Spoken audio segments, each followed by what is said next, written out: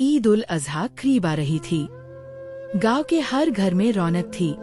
हर तरफ जानवरों की गहमा गहमी, बाजारों में चहल पहल, बच्चों की खुशियाँ और हर चेहरे पर मुस्कान थी। मगर गांव के एक कोने में एक पुराना बोसीदा सा कच्चा मकान था, जहां खुशियों की हवा भी रुक कर चलती थी। ये घर अली और उसकी माँ आमना बीबी का था। अली सिर्फ 10 साल का था, लेकिन हालात ने उसे वक्त से पहले बड़ा कर दिया था।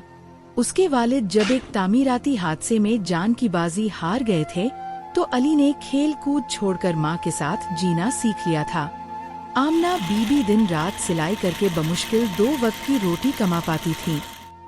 उनका खाना अक्सर सिर्फ रोटी और नमक होता, और ईद तो उनके लिए एक आम दिन से भी ज्यादा खामोश हो चुकी थी।